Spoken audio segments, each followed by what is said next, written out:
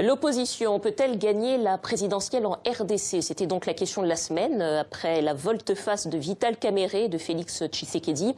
Au lendemain de l'accord de Genève, tous deux ont décidé de ne plus soutenir Martin Fayulu, le candidat commun choisi la veille. Alors l'opposition peut-elle encore gagner la présidentielle? Vos commentaires et analyses étaient nombreux sur notre page Facebook. Pour y répondre, nous sommes avec Christophe Rigaud, journaliste, directeur du site Africa Rabia, consacré à l'actualité en RDC.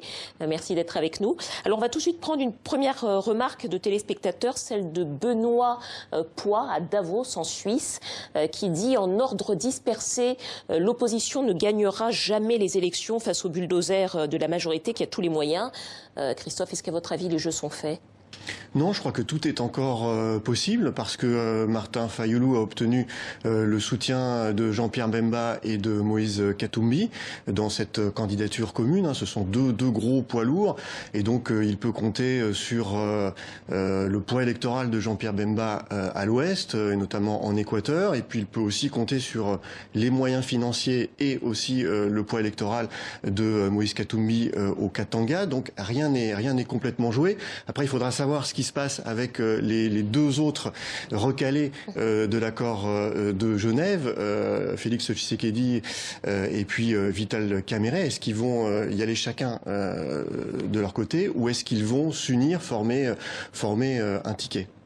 Alors, d'autres téléspectateurs reviennent justement sur le choix de ce candidat, Martin Fayulu. Derol Balesi à Ribeirão Preto au Brésil nous écrit « L'opposition sans l'UDPS et l'UNC est vouée à l'échec. Ces deux partis ont une base très solide. » Alors, c'est vrai que beaucoup s'attendaient à ce que ce soit Félix Tshisekedi qui soit choisi, puisque son parti, c'est quand même le plus vieux parti d'opposition. Est-ce que c'est une erreur stratégique, à votre avis, d'avoir choisi un autre candidat ? Oui, c'est clairement une erreur stratégique parce que c'est vrai que Martin Fayulu, c'est un homme politique qui est à la tête d'un tout petit parti. Il n'a qu'un seul député à l'Assemblée nationale, donc clairement il pèse beaucoup moins électoralement que Félix Tshisekedi ou que Vital Kamerhe. Mais en fait, cet accord de Genève, en fait, c'est l'échec de toute l'opposition qui n'a pas réussi à se mettre d'accord sur les deux favoris, c'est-à-dire choisir entre Tshisekedi ou Kamerhe. Et le mode de scrutin a fait en sorte que les deux favoris ont été éliminés. On s'est retrouvé avec le plus petit dénominateur commun qu'est Martin Fayulu. L'échec de l'opposition tout entière, vous dites. Alors, en termes de mathématiques électorales, quand même, effectivement, vous le disiez, les jeux ne sont pas faits. François Nkokina, à Kinshasa, nous écrit « Nous avons l'Est avec Katumbi, l'Ouest avec Fayulu et Muzito, l'Équateur avec Bemba. Au fond, et c'est ce que vous disiez il y a quelques instants, Fayulu réunit quand même encore beaucoup de critères en termes d'équilibre politico-ethnique, linguistique. Oui, c'est vrai qu'avec ces deux soutiens de poids, mathématiquement, sachant que le pouvoir est fortement impopulaire, mathématiquement, il peut arriver en tête du premier tour, et cette élection, elle n'a qu'un seul tour. Donc il suffit d'arriver en tête du premier tour pour être élu. Donc c'est vrai que mathématiquement c'est tout à fait possible pour Martin Fayulu de sortir vainqueur. Reste à savoir quand même ce que feront les deux autres. Voilà. Alors bon, quand même beaucoup de téléspectateurs doutent malgré tout en raison de la personnalité, en raison de la personne même de Fayulu. Avec Fachi ou Kamerhe, l'opposition peut l'emporter, mais avec Fayulu, j'en doute. C'est ce que écrit Étienne Bicker à Kinshasa. Qu'est-ce qui pourrait faire que Fayulu l'emporte malgré tout ? C'est très compliqué parce que, vous l'avez dit, mathématiquement, il peut l'emporter. Après, sur le papier, donc. Sur le papier, il peut l'emporter. Après, très honnêtement, il faut se poser la question de savoir dans quelles conditions vont se dérouler ces élections. Est-ce qu'elles seront crédibles? Est-ce qu'elles seront transparentes? Et là, on peut avoir vraiment de nombreux doutes. Il y a notamment cette machine à voter que l'opposition appelle machine à tricher, qui peut être vraiment un facteur de contestation. Il y a aussi un fichier électoral corrompus. Il y a entre 6 et 8 millions d'électeurs qui ont été enregistrés sans empreinte digitale. Donc tout cela jette le discrédit sur ce scrutin et auquel cas la mathématique n'aura plus grand-chose à voir dans cette élection. Et on risque de se retrouver comme en 2011, en fait, avec des élections chaotiques qui vont être tout de suite contestées par les perdants. Et il faut se souvenir que après ces élections de 2011, à peine un an après, il y a une rébellion, le M23, qui est subitement apparu à l'Est. Donc tout ça fait que cette crise politique qui se rajoute à une crise sécuritaire, à une crise humanitaire, fait que je dirais que la mathématique des chiffres risque de bien peu peser. D'être très aléatoire. Alors Patrick Mouya à Lubumbashi, dans l'Est de la RDC, nous dit il y aura un ticket gagnant, Fachi, c'est-à-dire Tshisekedi, Kamere, il sera gagnant. Alors on parle beaucoup de la présidentielle pour cette élection. En réalité, il y a aussi une élection législative, il y a aussi une élection provinciale, pour élire les gouverneurs. Est-ce que finalement, d'une certaine façon, Félix Tshisekedi et Kamere n'ont pas renoncé à chasser le clan Kabila? Est-ce qu'ils ne sont pas tout simplement en train de se positionner pour être une force politique présente à l'Assemblée nationale et pourquoi pas pour obtenir la primature? Alors c'est clair que c'est un enjeu important, très important. C'est aussi c'est un enjeu très important pour Félix Tshisekedi. Il faut savoir que c'est sa première élection auquel il participe en son propre nom. Ça va être important pour Vital Kamerhe pour savoir combien est-ce qu'il pèse encore électoralement. Mais il faut aussi voir que ça va être aussi très important pour les deux recalés, les deux exclus de cette élection, qui sont réellement les deux vrais poids lourds de l'opposition et qui ne peuvent pas participer à ce scrutin, c'est-à-dire Jean-Pierre Bemba avec son MLC. Combien va-t-il peser à l'Assemblée nationale? Et surtout, Moïse Katumbi, qui lui arrive dans l'opposition et qui a beaucoup investi. Il a énormément de candidats. Et je dirais que la donne peut vraiment changer après les élections législatives. C'est donc une équation à plusieurs inconnus. Alors, beaucoup de téléspectateurs se sont insurgés, n'ont pas compris en tout cas que cet accord soit dénoncé le lendemain. Roline Tamboué nous dit les soi-disant favoris n'arrivent même pas à contenir leur base, qui leur a donné la mission de désigner un candidat commun. Est-ce que l'argument de la base, finalement, c'est pas un prétexte? C'est la bonne excuse, c'est clair. Il faut quand même savoir qu'au moment où Félix Tshisekedi et Vital Kamerhe ont signé l'accord de Genève, ils ne connaissaient pas le nom du candidat commun et ils pensaient que ça allait être eux. Donc effectivement, ils ont signé cet accord et puis ils ont été très déçus de ne pas être désignés. Donc clairement, la base c'est un prétexte pour se retirer de cet accord et pour continuer leur route politique. Je pense que chacun va maintenant voir combien est-ce qu'il pèse sur l'échiquier politique congolais. Et après, au niveau de l'UDPS, il y avait déjà quelques signes avant les accords de Genève, parce que il y avait eu pas mal de manifestations et beaucoup de cadres qui s'étaient exprimés, qui disaient c'est en fait Félix ou rien. Et donc comme ça n'a pas été Félix, c'était rien. Alors, dernière remarque en quelques mots, beaucoup de téléspectateurs finalement gaussent un petit peu sur la désunion en disant que finalement celui qui remporte la mise c'est Chadari, qui n'a plus besoin de se fatiguer. Est-ce que vous pensez que l'opposition congolaise est en train de commettre ou a commis un suicide politique avec cette désignation et avec la dénonciation de Tshisekedi?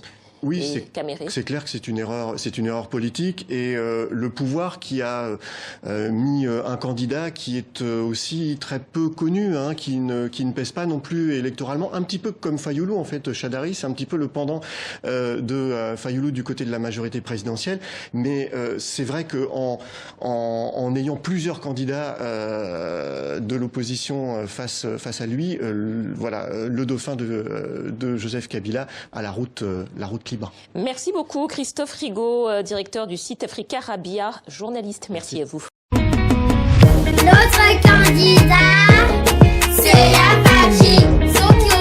Je te bloque à Kasumbalesa. Maboko Pembe, zéro virus, sans tâche. Notre candidat, c'est Apache. Je te bloque à Kasumbalesa.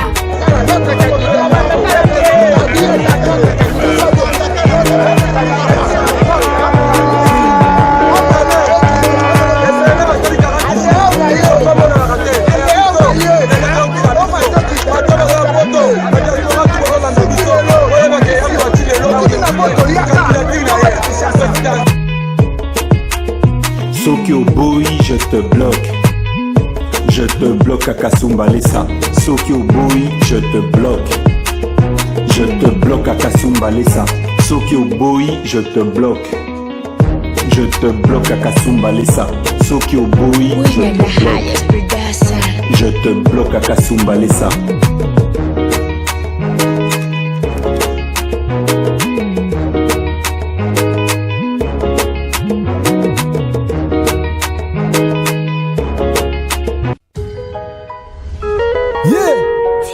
Tokokufa pona Congo, mboka na biso, richesse pe ya biso moko. Vraiment. Pona nini? Zambe sunga Congo. Mboko yo Congo bitumbeleki. Mboko yo Congo bikachileleki.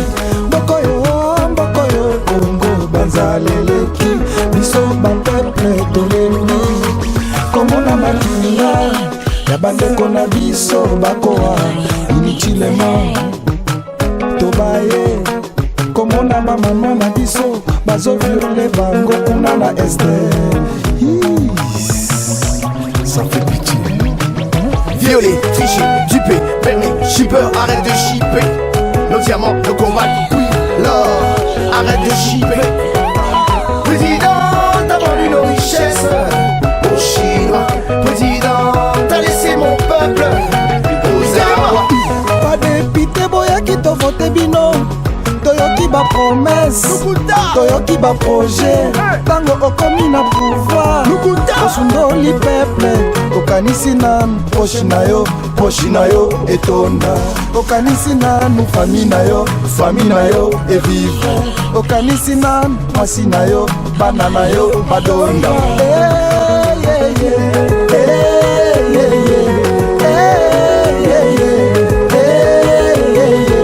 Sidi ya Melanga Kabila Bimana Mbwana Kabila Tika Mboka Kongo Tika Mboka Kongo Kabila Tolembi yo Tika Mboko yo Kongo Tika Batike na biso Kende na yo Fulka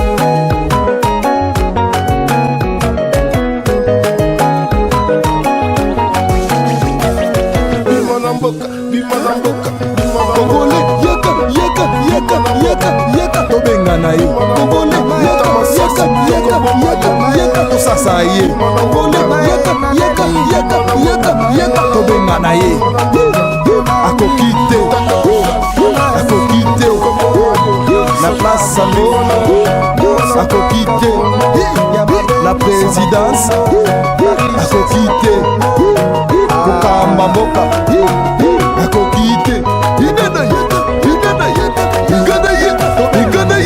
Congolais yaka c'est fini. Tokokufa pona Congo, mboka na biso, richesse pe ya biso moko. Vraiment. Pona nini? Zambe sunga Congo. Mboko yo Congo bitumbeleki. Mboko yo Congo bikachileleki. Mboko yo Congo banzaleleki. Biso bapeple toleli. Komona malinga ya bandeko na biso bakoa inutilement tobaye. Komona bamama na biso bazoviole bango kuna na este. ça fait pitié. Violet, Tichy, Dupé, Berné, Shipper, arrête de shipper. Nos diamants, nos combats, oui, l'or, arrête de shipper. Président, t'as vendu nos richesses aux Chinois. Président, t'as laissé mon peuple aux Arabes. Pas dépité boyaki to vote bino toyoki ba promesse toyoki ba projet tango okomi na pouvoir osundoli peuple okanisi nanu poshi na yo etonda okanisi nanu fami na yo evive okanisi nanu mwasi na yo bana na yo badonda